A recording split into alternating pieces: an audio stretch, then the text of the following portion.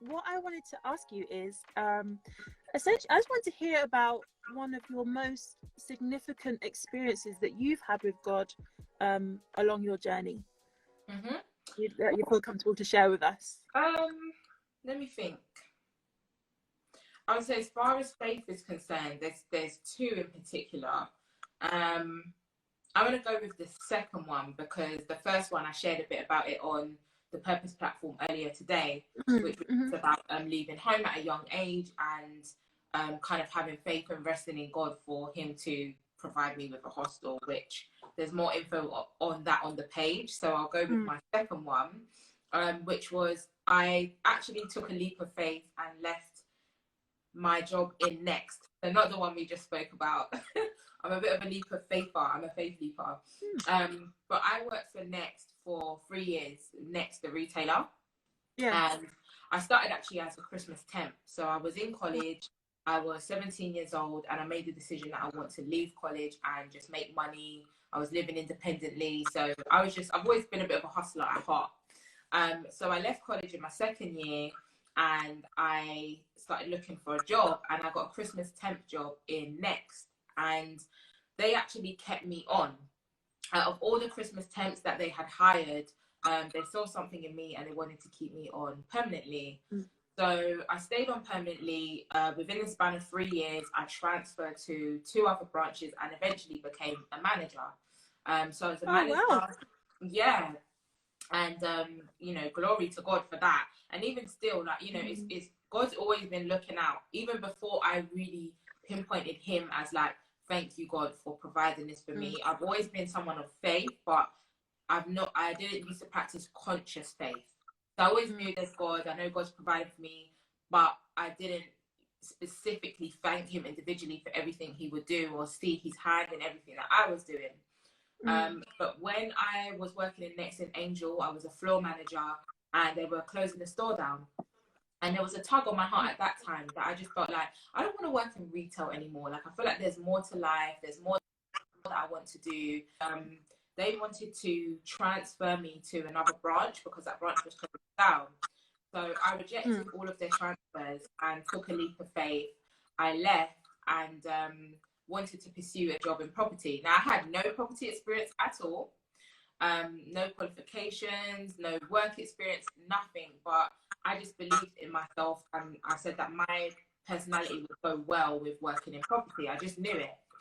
So I left Next. I was unemployed and I was repeatedly listening to Mary, Mary, Can't Give Up Now on repeat every day as I'm going from these interviews. So I had a recruitment agent who was working with me getting me interviews for these jobs. And she was getting me a lot of interviews. She was getting my foot through the door, but it was no's. And I just kept I was either driving to my next interview or on the train to my next interview, just listen to the song over and over, like, God, please. Because I don't know what I was thinking, like, why did I leave the job? I didn't even have a job lined up. Like, I just left. I just was like, no, I want to go into property. There was no logical reason why I thought I should do that. But I've always been the type of person that if I want something, I'm going to go after it and I'm going to get it. Yeah. So I stayed in faith, and about 5 interviews later, 5 no's later, but 12 days later, I was employed by my old employer, Ludlow Thompson, which I started as a viewer, which is like the bottom, no experience. I was just going out, opening doors, allowing people to do properties. I had a 6-year career in that company, and I was actually the most successful negotiator in that company, so the strongest performing employee that they've had in history. And I became a manager in that company. I was a branch manager, and that's where I left 18 months ago. So that was God's hand working through and through, because I only had God to lean on during that time, because I don't know what I was thinking. And that's funny because I wasn't consciously leaning on God the way I do now, but I was relying on Him for a breakthrough, and he provided. 12 days later, I was employed for 6 years. So yeah. Wow, that is crazy. What a story. What are you doing? Yeah. Yes, because I was wondering about that in terms of when you started to or have you always believed in God, do you think? Yeah, I've always believed in God. My mum, my parents, my family, actually, all of my family are righteous, so they all believe in God. I wouldn't go as far as saying like they're Christian or a Okay. certain religion, but they've always just been believers of God, and you know, have raised us in that way. And when I was about how old was I? Maybe 14, 15. I started to go church, Okay. just with some of my cousins, my sister, just through more curiosity and a hunger to just learn more. It's funny, I feel like God chose me. I didn't really choose God. I just always had a desire to get to know him a bit more. So we used to go to church on Sunday, not with my mum or anything, just through free will. And yeah, that's sort of what shaped me and my life. Wow, okay. So did you just feel like, what did that feel like for you, that first initial kind of interest? Did you feel like it came from, I know you've said that kind of God chose you, but what did that feel like for you? How do you describe that for people that are kind of debating whether something they're feeling is God calling them, or if it's just their own enough, like, initiative? yeah, it was actually more of just an initiative thing. I would love to have like a decorative story behind it, but it just felt right. I just went. I couldn't even tell you like, as I said, it wasn't even conscious. Like all my dealings with God prior to the past maybe 2 or 3 years has all just been subconscious. Like I've always just looked to him, but not consciously, if that makes sense. I know it's not that helpful, but I've just Yeah, no, that makes sense. I don't know. I actually don't know. It's just nothing I've ever questioned, and it's always just felt right. So I remember, because I hopped on your Clubhouse conversation earlier on today, and a lot of people were talking about this sense of peace in terms of knowing God's will and whether this is the right time, God's timing and stuff like that. So that sense of it feeling right, would you say that it was a feeling at peace with a decision, or the way you're headed is a way that you feel like you know it's with God? Or yeah, I feel like it's more certainty, like in terms of I don't question it. It's like this, it's not me. It's like it's not my own understanding. Like who just leaves their job as a manager to go and get a job in property? Like it is pretty bizarre with no property experience, but there's never a doubt. I'm just like, yeah, I'm gonna get it, but it's not me, it's him. Like he's reinforcing what is possible and what he has in store for you, even before you realize he's doing that for you. Yeah, that's interesting. I think how you've described your relationship with God so far to us now is kind of quite I feel it, I do it, I trust, I just go. Yeah.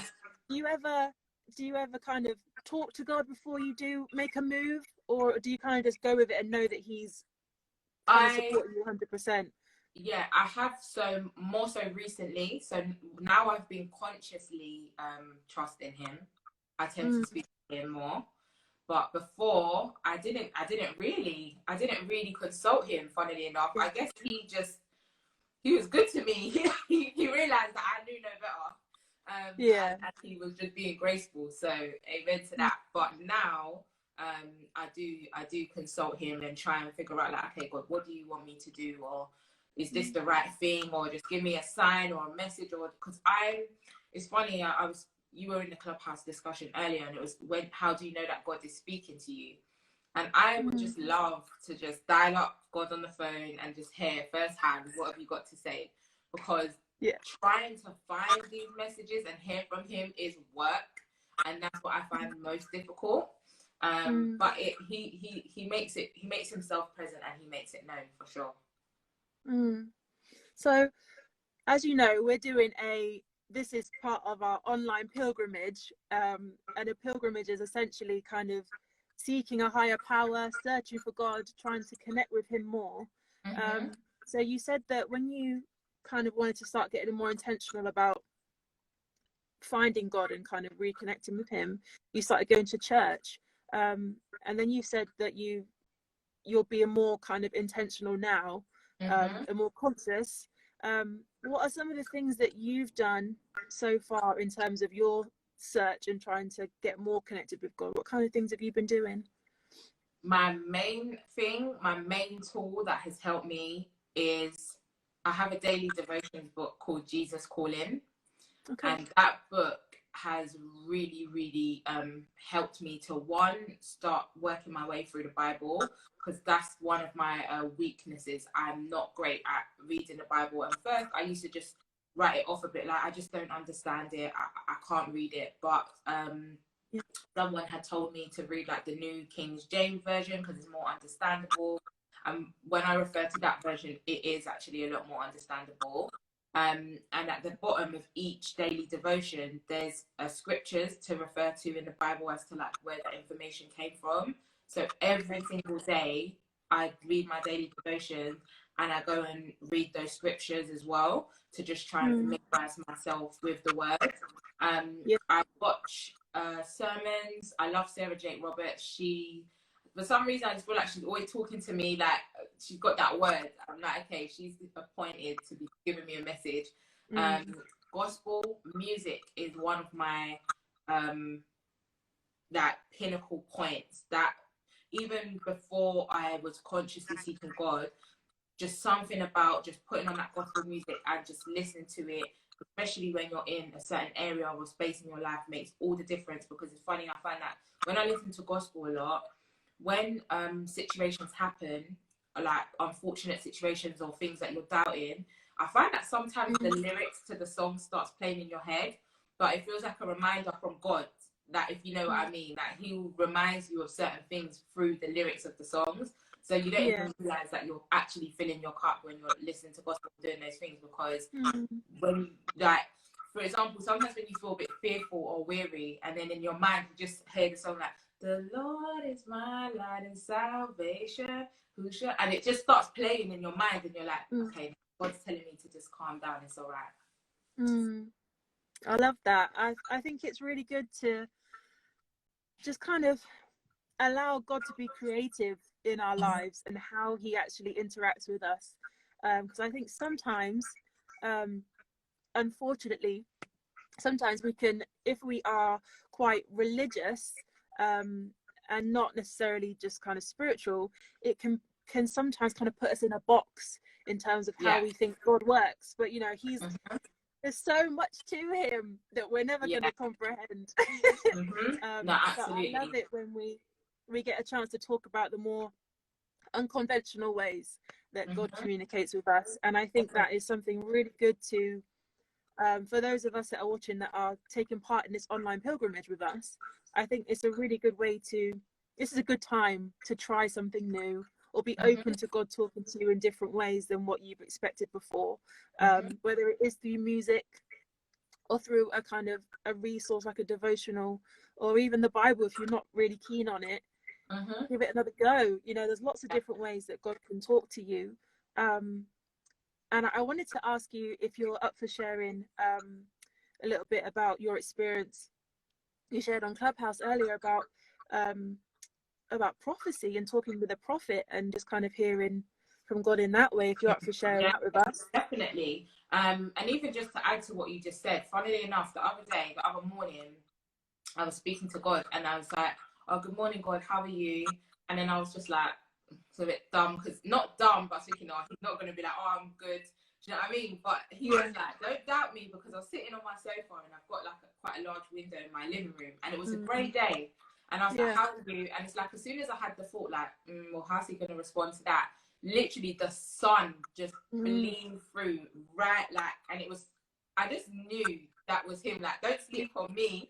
Honestly, like, it's, if you don't get it, you won't get it. But honestly, he does find his creative ways. And I looked up at the sun and I was like, okay, I see you. And literally, like, a minute later, the clouds took it away again. Like, even those little creative ways. But another way, he spoke to me was through a prophet. A very blessed and anointed prophet. Her name is Pastor Elaine. And whilst I've been going through this transition of going from full-time employment to entrepreneurship, I went to a Bible study that was held by my uncle, and she was there, and she was speaking to my cousin. My cousin got a little emotional. She left the room, and then she looked over to me and said, "Can I speak to you?" And to be completely honest with you, even when she said that, I didn't really know or understand what a prophet actually was, or what prophecy was, to be honest with you, because I had never had something like that got said to me before. And then she was just like telling me about what God thinks of me, what he has in store for me, what I should do. And every single thing she said was completely accurate. Like, she had never met me a day in my life.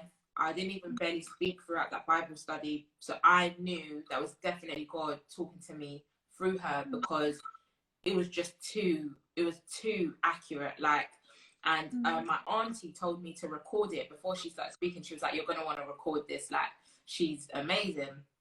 And that recording, through this journey, I've listened back to that recording like 100 times to keep me grounded and to keep me in faith on this mission, because it's like a reminder of what God has told me and what God has in store for me. And it's funny because this was in November of 2019, and since then to now, so much of what she said has come to fruition.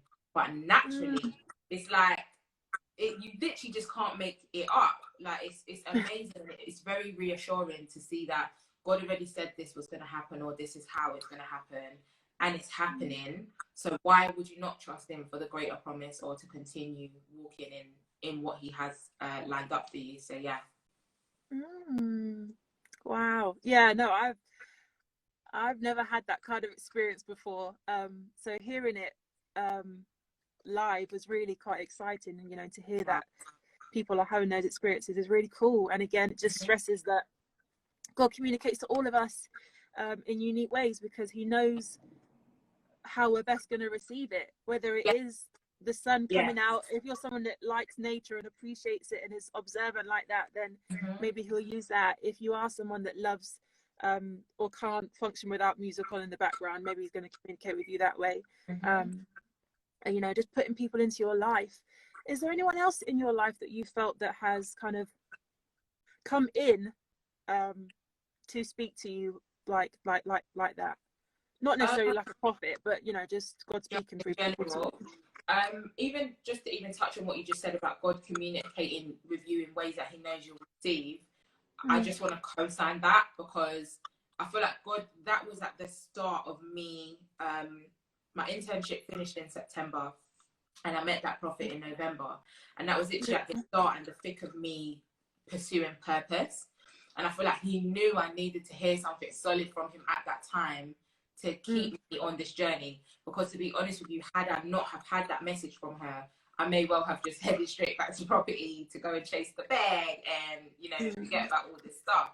So you're right on that for sure. In terms of meeting other people, I wouldn't say in the same way. I haven't met people in the same way in terms of delivering messages from God. However, he has brought a lot of people into my life, or even people that were already in my life but not as apparent. He's brought us closer through him. Even if that's my friends who have very similar mentalities, and they're like-minded and they understand and know God, or even doing the clubhouse rooms that I've been doing, I've managed to meet so many people who are like-minded in terms of their beliefs with God and just the way that they live life and purpose and stuff. So I do feel like he's even you guys, Luke, just I don't even know how Luke found me, but he reached out. It might have been through Clubhouse, and it's just like when you're walking in alignment, you just somehow the right people start to gravitate towards you. That's really cool. Yeah, I'm really excited about these next. Well, we've got 5 weeks left. I'm really excited to see what interactions we have, the more people we meet, even people that that are joining us on here tonight because they follow you, and maybe they'll engage with us, and vice versa. I'm excited to see what connections God makes over the next few weeks with us doing this pilgrimage, and see what comes of it, because I think it's always exciting to see what God's got planned, and being able to see it just kind of line up nicely and pan out is a really cool privileged to have. And we're really trying to, I guess, just tune into his frequency, so to speak, and just kind of be more aware of when that stuff happens. Because I think, you know, sometimes we make a new friend or we get a new opportunity and we don't think much of it. But it's just taking a minute to actually stop and reflect on that and think, what is that about? What is that for? Yeah. Where is that going? You know, you've said a few experiences you've had now where you get that initiative to make a bold move and make a big change in your life. And it's really nice to see that each time you've done that, you've been able to see the evidence of it. Have you ever made a bold move where you feel like, I haven't quite seen why I had to do that move yet? Or has it always kind of gone the same way? You know, I haven't. And it's funny because I feel like God deals with us in ways that he knows is going to be most effective. And I don't know, I feel like there's some things God spares me from because he might know that I'm not going to deal with it so well. I'm not going to lie, like, I genuinely feel like, because sometimes like, I see what some people have to go through to like get to the destination and stuff, and I'm like, I don't know if I'm built for it. And funnily enough, it's like, you sometimes look at other people's experiences and you feel like you have to go through that too, but God will tailor your experience to what you can handle. God is not going to give you more than you can handle, or he's not going to throw you off course to a point where you start doubting what he has in store for you. So yeah, man, he's been good to me. Praise God. Oh, that's really good. I'm glad. I agree. I think even in our kind of more difficult situations that we find ourselves in, we've all got different breaking points. So it's you know, I saw your post earlier today sharing your experience as a teenager. Are you happy to go into that a little bit more and share that with us on here? Yeah, sure. So when I was 15 years old, I left home, late 15, going on 16. And it was more so because I have an older sister and she's like my best friend. Literally, we just grew up like two peas in a pod. And she left home probably shortly before me, maybe, I can't even think of the time frame, but she left home shortly before me. And without having her there, and then just being a teenager, I wasn't a bad teenager. I wasn't the best, but I think I've always just been very independent. Okay. And just always having your mom. My mum was just quite strict just in terms of her expectations and stuff. Nothing major, but I think I've always been like a free spirit. You know what I mean? You've heard just throughout this conversation, when I have a thought, I just go for it. And I was like, I'm going to leave. And I left. Yeah. And that was it. Yeah. So I just even realized recently, like, do you know what? I've always been like this. Like, when I get a thought in my mind, I just go for it. Like, what was I doing leaving home at 15? But I did. And then I stayed with my auntie for a while, for a few months. And as soon as I turned 16, I tried to get a hostel. And the process, and I was in school as well. So I was actually in year 11. And the process of getting a hostel was just a nightmare. I remember just going to the housing office and you literally had to sit there all day. You had to be there first to get your ticket because you're going to be waiting for ages. But even with your ticket first, you need to keep going to the window. Then they're going to sit you back down to do some more investigating. And you'll be there from 9 a.m. to 5 a.m. And it was for days on end, like literally.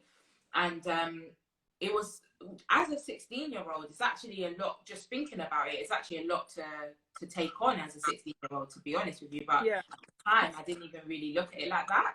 Yeah, so I was sitting in the housing office just on repeat. And when I, like, literally in my life, I've probably listened to that song 1,000 times because I just played it on repeat, on repeat, on repeat. I just can't give up now. I just can't go now. Just listen to it. They'll send you home that day and we haven't been able to sort it out. Like, it is not a simple process trying to get a hostel. It's not a one-day thing. So this was probably over the course of maybe 2 weeks or so. And when I say homeless as well, I always say like homeless because I guess technically you can say you're homeless if you've not got somewhere to call a home. Basically, I had family and things that I was staying with in the meantime. I wasn't like homeless on the streets. I don't really like using the word homeless because it makes you just feel like there's people much worse off. Do you know what I mean? But Nevertheless, I didn't have a place to call a home, and I was looking for a hostel. So I was just listening to that song every single day, on repeat, on repeat. And I found out what's funny is I never doubt. So even when I was trying to get a job in property, or when I was trying to get my hostel, I believed I'm going to get my hostel, or I'm going to get a job in property. It's just a case of when. Like, God, help me to push through until you give it to me. I never think maybe I might not get it, and maybe that's why I've been successful to date. But I listened to that song on repeat, and finally I managed to get a hostel. And I knew quite a few people who had a hostel at a time, or had heard stories about hostels, sharing a kitchen, sharing a bathroom. It's dingy. You've basically got like roommates. It was, you know, not nice. So I was just praying, like, please let me get a decent hostel. Like, let me just get something that's going to be nice, safe. And literally, my hostel was like a studio flat. I had my own kitchen, my own bathroom. It was in a block of flats kind of thing. So literally, like, you go into my door, that's like my room. And then there was a door in my room for the kitchen and the bathroom. It was clean.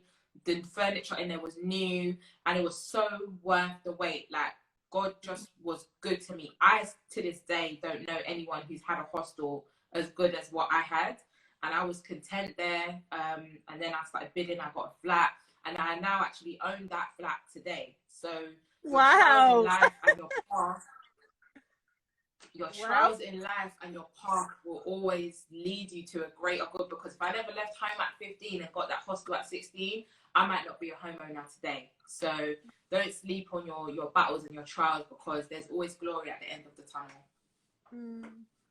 Wow. So in that time, what would you say your relationship was like? Obviously, you said your faith was like unwavering. You know, you just had that confidence that God was going to come through. But I sometimes I feel like you can have faith, and then you've got the idea of a relationship with God, and obviously they feed into each other. But sometimes I think they can be quite separate things in terms of what your relationship looks like. Yeah. What would you say your relationship with God was looking like during that time for you? To be honest with you, like I said earlier, it was subconscious. So I didn't really used to talk to God that much back then. I knew God now is more like a friend or someone you can actually talk to. Whereas back then, to me, God was like just this being up there who is orchestrating things and stuff. It's not someone who you could communicate with. That was my thoughts. And I even remember one year, it was my birthday, and I was with my mum, and we were going shopping. I think we might have been, I was going to get my cake, or we were going shopping. And this was in my teens or my early 20s. And my mum was like, oh, did you give thanks for another year? Like, have you thanked God to see it? And I was like, oh yeah, no, let me thank. That's how in touch I was with God. Like, but I feel like God's always known my heart. He knew that I'm grateful for another year. He knows that I'm thankful for him, but I just never had a relationship with him. So even the fact that, to me, it seems bizarre now that how can you not thank, like, I thank God now every day for waking me up. I put prayers on the Purpose platform every morning, and the first prayer is thank you for allowing me to see another day. But that's because now I'm conscious. I'm conscious that God has woke me up to see another day. Whereas before, it was just very subconscious. So I didn't even, I think he knew my heart. He knew I was grateful, and he knew that I knew no better at that time. So and still blessed me. Yeah, it's so encouraging, I think, to hear that God was still moving in your life, even though now in comparison you feel like, you know, you weren't really doing much to work on that with him, and that experience. So what would you say then about the idea of because a lot of times we talk about this idea of God knowing our hearts, and our intentions and our desires. So what do you think about kind of making prayer requests and asking God for things? Do you feel that God, well, I guess what I'm hearing from your story is that even though you weren't necessarily specifically asking him for things, he was providing for you, because it was in there. He knew it. So how do you feel about that now, I guess, because now your dynamic with him is different?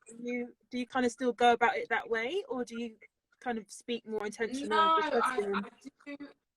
yeah, no, I do ask him, and I feel like even then I was asking him, but just not consciously. Like I wasn't addressing him the way I would maybe address him now.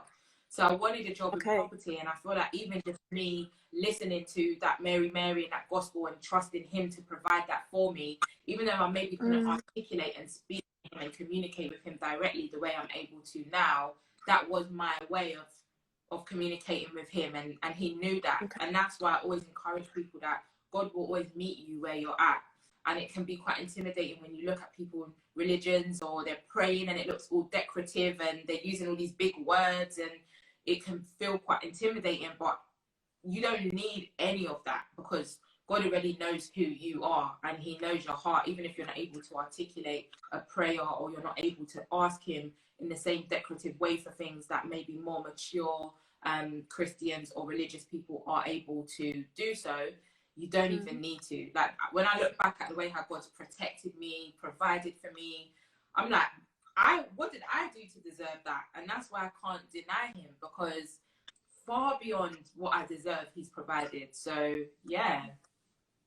Wow, that is fantastic. I love that.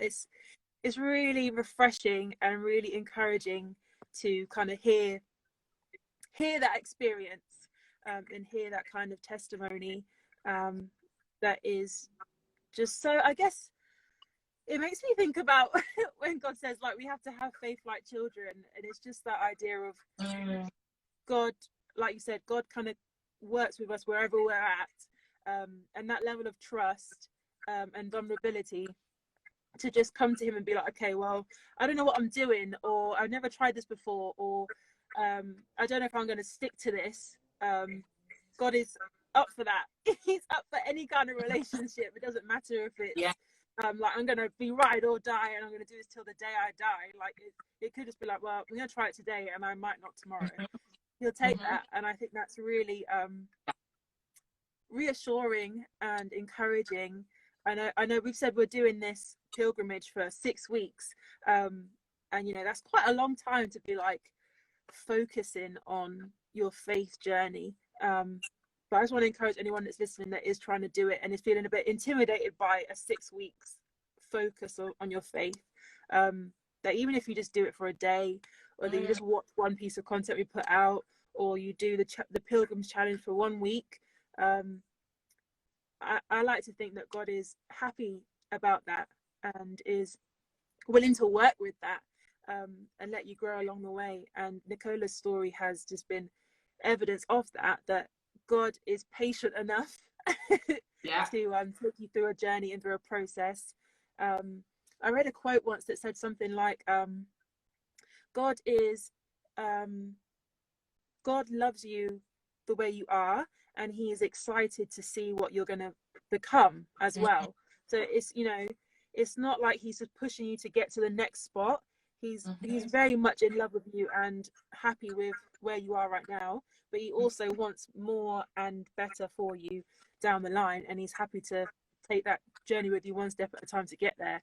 And I'm so glad to be able to hear your story about that, and this kind of that proof that that's what he's doing is really good. So I don't want to keep you too much longer than what we'd planned because of technical difficulties, but I do want to just cover 2 things. So I want to talk about your Purpose platform again, to make sure we get that on this recording. So let us know a little bit about Purpose platform, what inspired it, and who's it for. So the Purpose platform provides motivational content, purposeful discussions, and after the pandemic events for purpose-driven entrepreneurs, faith seekers, and like-minded individuals. And I created the platform because I myself am a faith leaper, and I took a huge leap of faith in May 2019, and I left my very secure job in property to pursue my passion, which was in events. And though that didn't quite work out, after doing an internship, I realized I don't actually want to go ahead and do events for a career, but I was put on that path, which then started leading me to question, what is my purpose? And I went on the pursuit of purpose. And as a purpose-driven entrepreneur, which is what I became, I found I'm very drawn to podcasts, interviews, and listening to successful people who have been on a journey similar to mine. and there's not a platform or a hub that I was able to tune into to keep me motivated, or that was providing faith-based motivation as well. And I decided to create one because I needed one and it wasn't there, and I'm a purpose-driven entrepreneur, so I created one for people like me, because I realized that actually we have a purpose in life. It's not just about going to work, it's not just about achieving our goals. There's a purpose behind this. We all have a gift, and just using that gift to serve others, which would ultimately lead to fulfilling your purpose. I just felt like more people were out there who possess that, and I wanted to create something where we could network and come together and share it. Wow. So, And the purpose platform.co. Yes, go on. I'll ask you in a minute. Yeah. Go on. So the purpose platform.co is our merchandise. So we have a daily intention planner. I actually have one, to be fair. Oh yeah, I'd love to see it. It sounded really cool. So this is, can you see it? Yes. This is the daily intention planner. Nice. And I designed it myself, and it's like a 15-week planner. You can set your prayer requests, your daily affirmations, your daily gratitude, and there's over 100 motivational quotes in here as well. So it'll keep you motivated.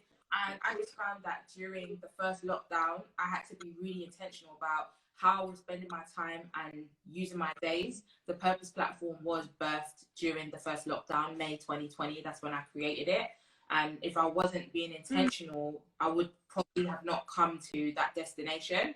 And I felt like, because of course my platform is for like-minded individuals, I felt like everyone can do with a daily intention planner. Honestly, it's a game changer. I've had such great feedback. Your days, just when you start your days with intention and you actually fill it out, it is a game changer, honestly. So yeah, that's that. I've got purposeful prints, motivational prints, custom name prints as well. So that's over at thepurposeplatform.co. That sounds fantastic, and that sounds like a very good resource for people to be investing in if they want to embark on this pilgrimage with us, and just get intentional about working on your spiritual life. I think a lot of during this pandemic, we've been focusing a lot on make sure you do your daily exercise, even though people weren't necessarily doing that before. Daily exercise and making sure your mental health is well, but unfortunately some of us may have neglected our spiritual well-being, and that sounds like a great way to really focus on that and prioritize that before you crack on with the rest of your day. I wanted to ask you, so are you doing the purpose platform stuff full time now, or are you still pursuing events? Or no, so I do focus most of my energy into the purpose platform, and also just building like my personal brand. I've got a lot of credit knowledge. That's a whole other story. I basically annihilated my credit between ages of 18 and 21 because I just didn't know what credit was. So when I started working in property, and I realized that when people wanted to rent a property, if they had bad credit, they were not able to rent it unless they could pay 6 months in advance or a UK homeowner guarantor. So it then sparked an interest in me, like, oh, well, what's my credit? Like, what is this credit thing everyone's on about? And I checked it, and it was very poor. It was very, very bad from all my mistakes and late phone bill payments and all of this nonsense that I was doing in my teens. But now I was aware of the issue. I was determined to change it. So I was self-taught credit information. I built my credit from very poor to excellent. I've had excellent credit for the past like 3 or 4 years, and I consciously done that. So I've got all of the information on like how I did that, how credit works, how certain things affect your credit and stuff. So I did do a couple of events and master classes on building your credit. I also done a clubhouse room on building credit, and I'm in the process of putting together like an ebook. So yeah, I've got loads of little things. My website's coming soon as well. So I'm just in a building and foundation stage at the moment. Because now I guess a lot of what I do is about my life experiences and converting it into value for other people. So yeah. Okay, cool. That sounds really good. So what I haven't mentioned yet is that you're going to be hosting our Daily Debs next week. So for those of you who don't know, during our online pilgrimage, on weekday mornings at 8 a.m, we're going to be having different people hosting a devotional. It's like short 10 minutes, just kind of starting your day with some encouragement, some motivation, some Bible-based stuff to kind of help you get started in your day. And Nicola has offered to be leading that with us this week. So that starts tomorrow morning.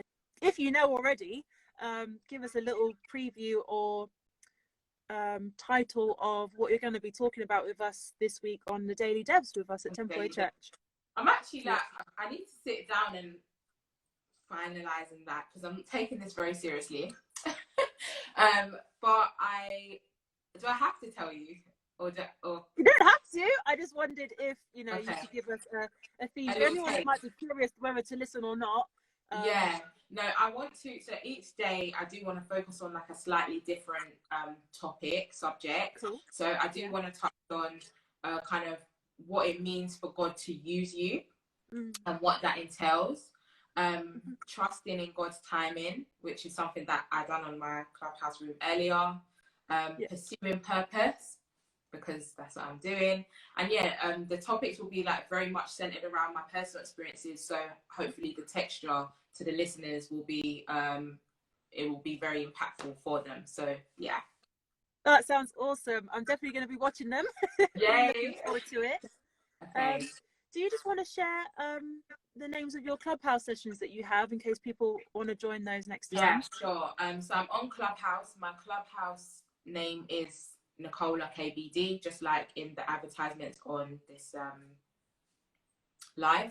And I do 2 rooms on Clubhouse. One is called Soul Food Sundays, which is faith-based and purposeful discussions. The topics change every week. So today we were talking about waiting on God's timing.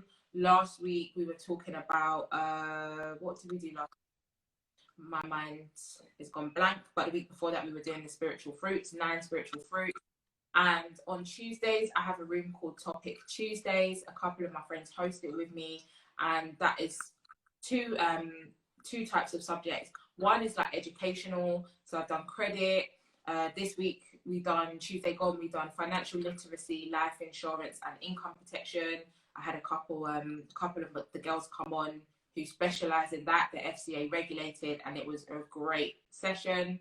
And then there's a few more relaxed subjects like is love a losing game, how to deal with unsupportive friends and stuff like that. So just mixing it up, but it's all very purposeful. It sounds fantastic. I just want to say thank you again for joining us this evening. I'm sorry that it's been a bit fiddly with We got there. Yeah.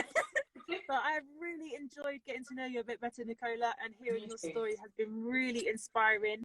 So yeah, thank you again, and I look forward to thank you for having more from you throughout the week. Take care. Bye. Bye. So we're doing an online pilgrimage for 6 weeks over the period of Lent leading up to Easter weekend. We started last week, so we're 1 week down, 5 to go. We've got lots of stuff going on. So Nicola, who we just spoke to, is going to be hosting our daily devs, which start tomorrow morning, 8 a.m. live here on Instagram. It's just a short, about 10 minutes to start your morning, just with some encouragement. Nicola said she's going to be sharing based upon her personal experiences, how God can use you, lots of encouraging things like that. So if you just need a bit of encouragement or a chance to refocus with God before you start your day, then I'd encourage you to join us for that, or you can catch it later on IGTV at a time that suits you better. And these episodes of Tea with Templeway are all about hearing about people's personal faith experiences. So if you weren't able to watch the whole thing, feel free to catch it on IGTV later, where Nicola has just shared all her experiences with God and how her faith experience has developed and her relationship with God has grown through the bold moves she's made throughout her life. It is fantastic. We also are going to have 1 episode a week of Templeway Online, where our pastor Luke White is breaking down and exploring stories of the unfiltered truth about unfiltered man. So we're hearing the kind of real talk about Jesus and how he really lived his life. But if you'd like to discuss that and get your teeth into the topics a bit more, then feel free to join us on Clubhouse on Wednesday nights at 9 p.m, where we really go a bit deeper into those concepts, and you can talk with us, have a live conversation about that as well. But if you'd like to be a bit more practical and more hands-on about your spiritual life, and kind of challenging your faith in more practical ways, then we are also doing a daily pilgrims challenge, which is essentially just a chance for you to put out some more positivity and love into your home and in your local community on a daily basis in creative ways. So we post that on our platforms each day, so keep a lookout for those. If you want a kind of prompt for something to do that's a bit different each day, we hope that that will help you to kind of just grow your spiritual awareness, and connect with those around you and God at the same time. So we hope you continue this journey with us. We're really excited to see what happens and continue meeting new people just like Nicola along the way. So don't forget, tomorrow 8 a.m. here on Instagram, Nicola will be hosting our daily dev. Be sure to tune in and kickstart your week with us here at Templeway Church. All right, have a good evening. See you next time.